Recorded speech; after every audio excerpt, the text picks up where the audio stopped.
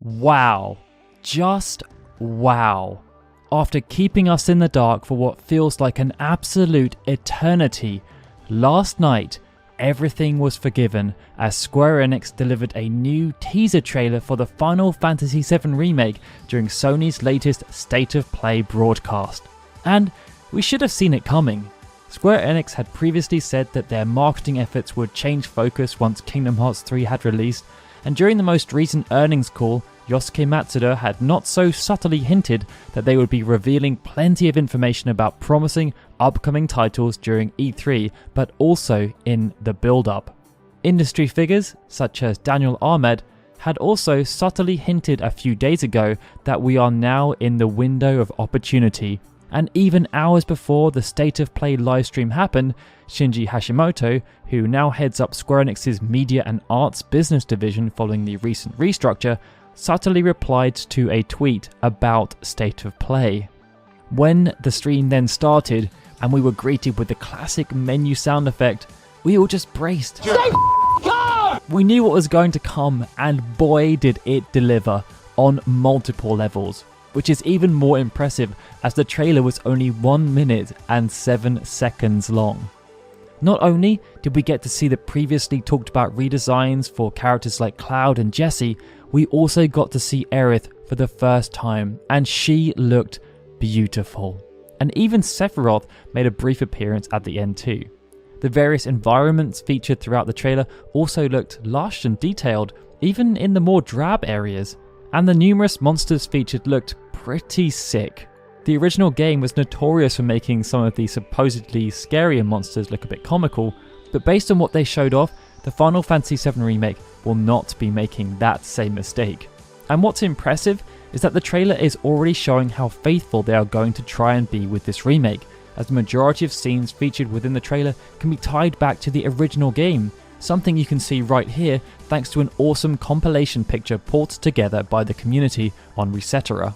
You'd be forgiven though for being so dazzled by the trailer that you missed out some of the more subtle details, but don't worry, we've got you covered. So here are some of the things that you may have missed from the recent Final Fantasy VII Remake teaser trailer that just dropped during State of Play. The first of which relates to one of the more classic gameplay elements, the Materia System. Back in 2017, Yoshinori Kitase had hinted that the Materia System would be retained within the remake, as it was a well-received part of the original game, and based on what we saw within the new teaser trailer, that's very much the case. We don't know if the system will be implemented in quite the same way at this point, but we do know from the trailer that it will be integrated within the game's visual aesthetics.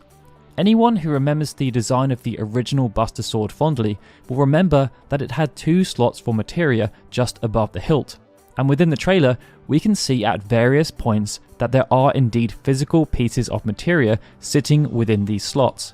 What's exciting, outside of this being a fantastic attention to detail, is that it doesn't appear to be just a random visual cue. Instead, it appears to be reflective of the actual materia setup Cloud has at that moment in time.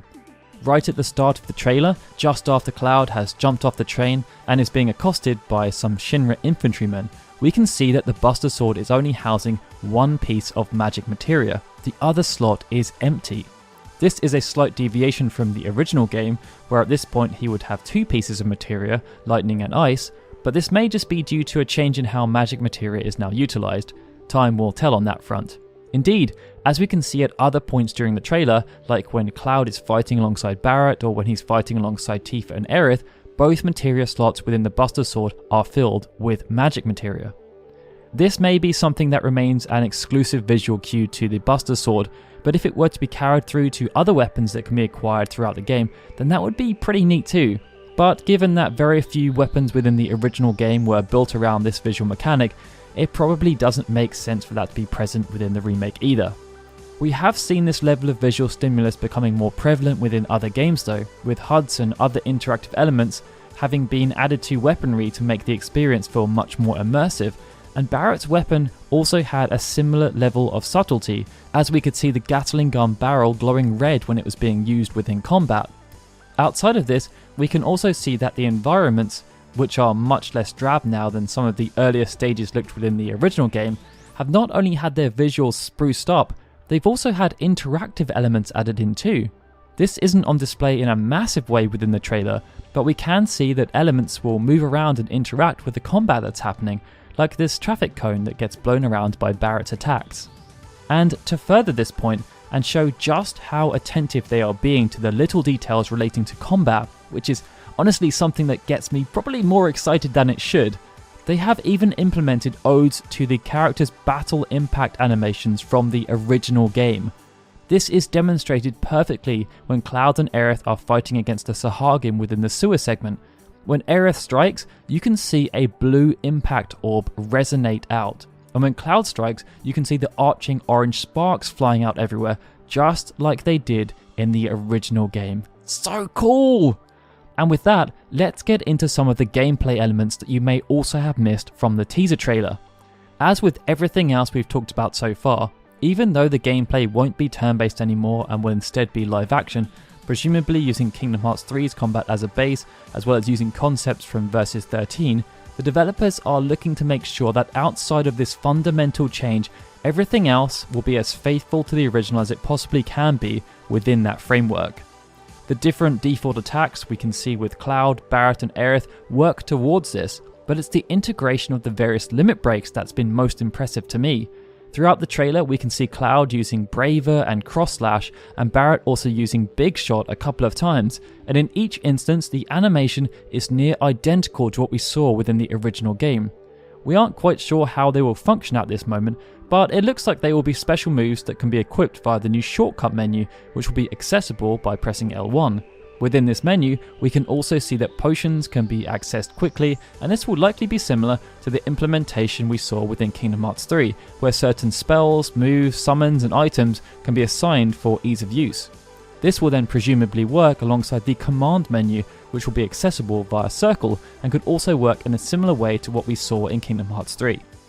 We also got to see that there will be a blocking mechanic that will allow you to reduce incoming damage, and this will then no doubt have the potential for its application to be changed if you equip certain command materia like counter. Nomura had also previously spoken about character switching, something that will give you the opportunity to try out different strategies and experience new gameplay mechanics. This wasn't shown off explicitly, but both Cloud and Barret are the focal point in combat at different times within the trailer, and you can see within this menu that there are options for other characters present. In terms of how active the combat will be though, well, it's difficult to tell at this point, but if you take a look at the menu, then it's being made to look like the buttons are constantly being pressed in relation to the attacks that are being performed, which makes it seem much more active than say Final Fantasy XV's combat, where you just had to hold the button down. Then again, I still know plenty of people, including myself, who just mashed the buttons in Final Fantasy XV, so we'll likely have to wait until we see some actual gameplay footage to take a view on that, as it could just be representative dummy footage. Some of the other things you may have missed relate to the various enemies that were featured within the trailer, as there were quite a few. Enemies such as the Custom Sweeper, Grash Strike and Sahagin were faithfully represented, and it also looks like Cloud is performing Braver on a variant of the Shinra Infantryman here, which looks very similar to the Underwater MP from the original game. The thing that stands out though is that they just feel so much more lifelike now due to their increased visual fidelity, but also their size. And it's also apparent that they've worked hard to try and make the enemies seem a bit less comical than their original forms, and this is perfectly represented by Apps, Don Corneo's pet who you fight right after the cross-dressing sequence. Within the original game, his appearance was a bit dubious, but within the remake trailer, Apps looks pretty intense. Based on this, I seriously cannot wait to see what they end up doing with monsters like Two-Faced, Yin and Yang, and even smaller enemies like the Baba Valamu. And that's before we even get onto monsters like Hell House and the heinous experiments that you'll end up having to square off against within the Sunken Girl Nika. Something else you may have noticed from the various fights that appear throughout the trailer is that although she wasn't actually present within the trailer itself, Tifa did appear within the game's menu system. This heavily hints that it won't be too much longer until we will be receiving more information about this brawling tritagonist, but even though we didn't get to see Tifa, perhaps the biggest reveal within the trailer was Aerith Gainsborough, the game's deuteragonist, and I've got to say she looked absolutely stunning, acting as the very embodiment of serenity. We don't have confirmation around who the designer of this new interpretation of Aerith is, but it could well be Roberto Ferrari given his prominence within the promotional work. Either way, the attention to detail with her apparel is absolutely stunning, but one of the things you may have missed is that Aerith now has a new necklace. Within the original game and her subsequent appearances, Aerith's necklace was more of a necktie, but now it has a lovely flower blossom at its centre, which is pretty symbolic for her, but it also could be a tie-in to her relationship with Zack. Other elements within her design have also been embellished, such as her solid wrist bangles now being made into individual bracelets, and her jacket has been modified to incorporate more zippers.